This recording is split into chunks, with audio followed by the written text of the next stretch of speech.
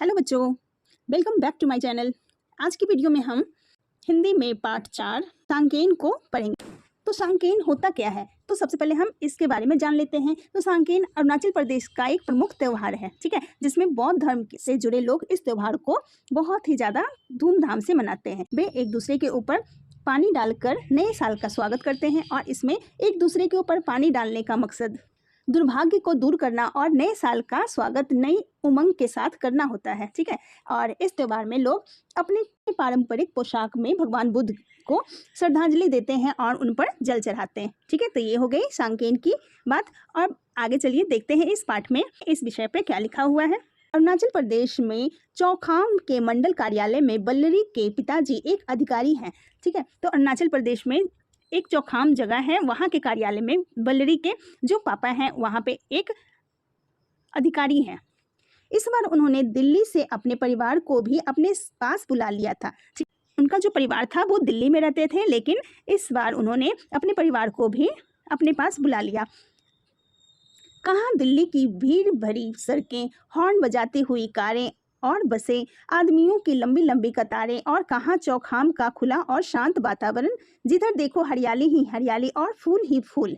तो बड़े बड़े शहरों में क्या होता है, हर जगह बस भीड़ भाड़ और गाड़ियों की शोर, है ना, आदमियों की लंबी लंबी कतारें। और चौखाम एक ऐसा जगह था जहाँ का वातावरण बहुत ही ज़्यादा शांत था, वहाँ पे काफ़ी हरियाली थी। यहाँ के लोगों के मुखों पर सदैव मुस्कान बनी रहती थी और वहाँ के लोगों के चेहरे पे हमेशा ही खुशी बनी रहती थी। एक दिन बल्लरी को उसके मित्र चाउतान ने अपने घर पर बुलाया।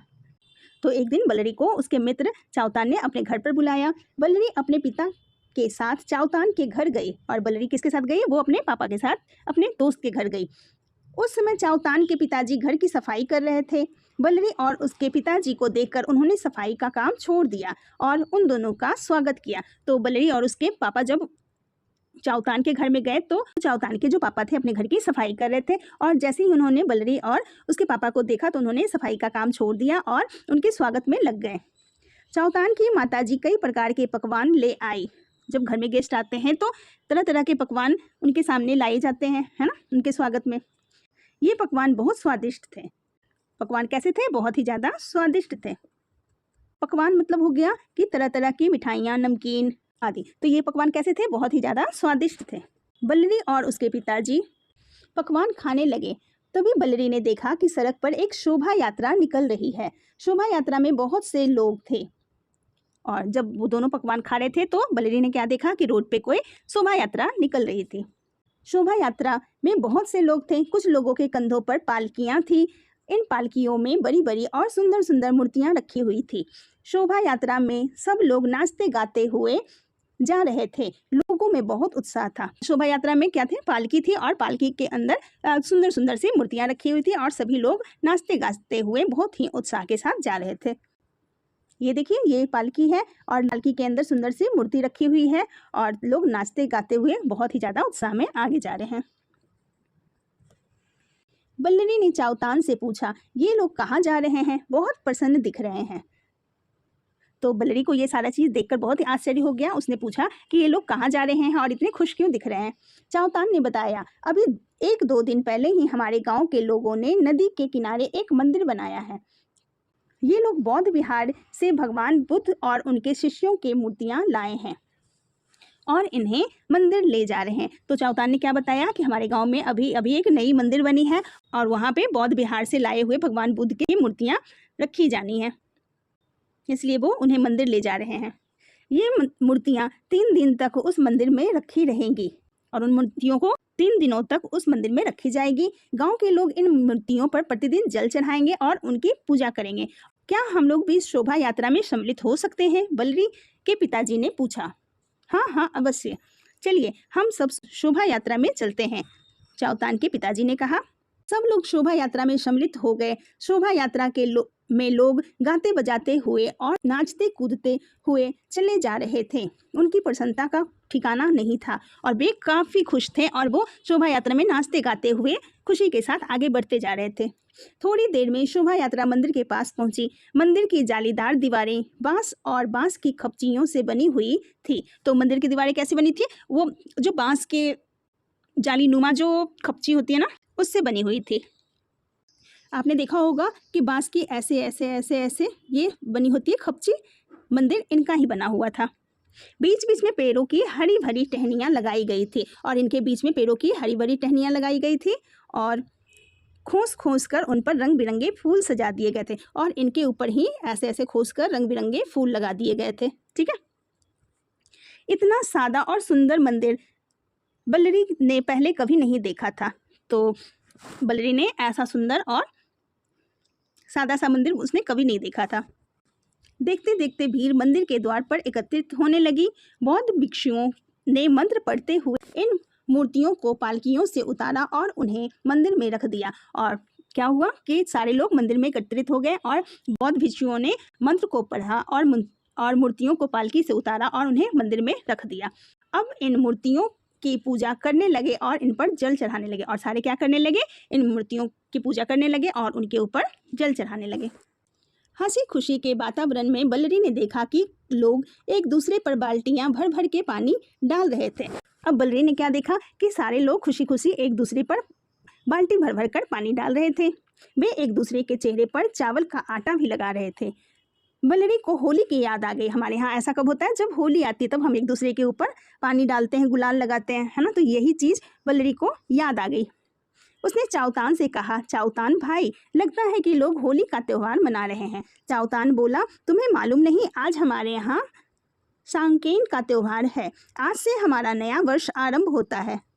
ठीक है, तो ये चावतान ने बताया कि आज हमारे यहाँ सांकेन का त्यौहार मनाया जा रहा है और आज से ही हमारा नए साल की शुरुआत होगी। ये देखिए, बच्चे और बड़े दोनों ही एक दूसरे पर पानी डाल के एंजॉय कर रहे हैं। बल्लरी ने बताया, हमारे यहाँ भी होली से ही नया वर्ष आरंभ होता है। होली के दिन हम लोग एक दूसरे के ऊपर रंगीन पानी फेंकते हैं और मुंह पर गुलाल लगाते हैं, है ना। होली में क्या करते हैं, हम एक दूसरे के ऊपर पानी फेंकते हैं और गुलाल लगाते हैं, मिठाई खाते हैं, एक दूसरे के साथ मिलते हैं, है ना। होली के दूसरे दिन लोग एक दूसरे से मिलने जाते हैं। उस दिन लोग घरों में कई प्रकार की मिठाइयाँ, नमकीन बनाते हैं और अतिथियों का स्वागत करते हैं, है ना। होली में भी तरह तरह के पकवान बनाए जाते हैं, जैसे हो गया गुजिया हो गया, है ना, मीठे पुए बनाए जाते हैं। हर एक स्टेट में अलग अलग चीज़ें बनाई जाती है और लोग एक दूसरे से मिलने जाते हैं और उनका स्वागत बहुत ही ज़्यादा खुशी के साथ करते हैं। चावतान ने बताया, आज शाम को हम लोग भी अपने ताऊ जी के यहाँ जाएंगे। हमारी ताई जी ने भी विभिन्न प्रकार के पकवान बनाए होंगे। हम उन्हें प्रणाम करेंगे, वे हमें आशीर्वाद देंगे। कल मेरी बुआ जी और फूफा जी भी हमारे यहाँ आएंगे। तो चावतान ने बताया कि हाँ, आज शाम को हम लोग भी अपने ताऊ जी और ताई जी के यहाँ जाएंगे, उनसे आशीर्वाद लेंगे और उन्होंने भी काफ़ी सारे पकवान बनाए होंगे और इस अवसर पे उनके बुआ जी और फूफा जी भी उनके घर आने वाले थे। इतने में किसी ने बल्लरी और उसके पिताजी पर एक बाल्टी पानी डाल दिया। वे भीग गए। फिर तो लोग बहुत देर तक एक दूसरे पर पानी डालते रहे और सांकेन मनाते रहे। ठीक है, और जैसे ही बल्लरी और उसके पापा के ऊपर किसी ने बाल्टी भरकर पानी डाल दिया तो वो भी लग गए एक दूसरे के ऊपर पानी डालने में और पूरे दिन सांकेन मनाते रहे। 3 दिन तक इसी तरह सांकेन मनाया जाता है। चावतान ने बताया कि तीसरे दिन बौद्ध भिक्षु इन मूर्तियों को पुनः पालकियों में रखकर बौद्ध विहार ले जाएंगे और वहां वे मंत्र पढ़ पढ़ कर इन मूर्तियों को उनके स्थान पर रख देंगे। चावतान ने बताया कि 3 दिन तक ऐसे ही सांकेन मनाया जाएगा और तीसरे दिन बौद्ध भिक्षु जो है इन मूर्तियों को पुनः दोबारा से पालकियों पर रखकर बौद्ध विहार ले जाएंगे और वहां मंत्र पढ़कर इन मूर्तियों को उनके स्थान पर रख देंगे। ठीक है, चावतान के पिताजी ने बताया, गांव के लोग फिर बौद्ध विहार जाएंगे और भिक्षुओं को बार बार दंडवत प्रणाम करेंगे। भिक्षु लोग हमें आशीर्वाद देंगे। तो चावतान के पिताजी ने और क्या बताया कि गांव के लोग बौद्ध विहार जाएंगे और भिक्षुओं को दंडवत प्रणाम करेंगे, मीन्स कि लेट कर प्रणाम करेंगे और भिक्षु लोग उन्हें आशीर्वाद देंगे। ये देखिए इनके आशीर्वाद के क्या शब्द होंगे, खेती फूले फले तुम्हारी, तुम्हें न हो कोई बीमारी, हिल मिल कर सब नाचे गाए, नए साल में खुशी मनाए। मीन्स कि तुम्हारी जो खेती है वो बहुत ही ज़्यादा फूले फले व बहुत अच्छे से तुम्हारे अनाज की पैदावार हो और तुम्हें कोई भी किसी प्रकार का कोई बीमारी ना हो, सारे हिल मिल कर रहें और नाचे गाएं और नए साल में खुशी मनाएं। तो इस तरह के आशीर्वाद बौद्ध भिक्षु उन्हें देंगे। ठीक है, तो ये थे आपके चैप्टर सांकेन। आई होप आपको ये काफ़ी अच्छी तरह से समझ में आ गया होगा। नेक्स्ट वीडियो में हम इसके क्वेश्चन आंसर को सॉल्व करेंगे। मिलते हैं फिर नेक्स्ट वीडियो में। Thank you so much.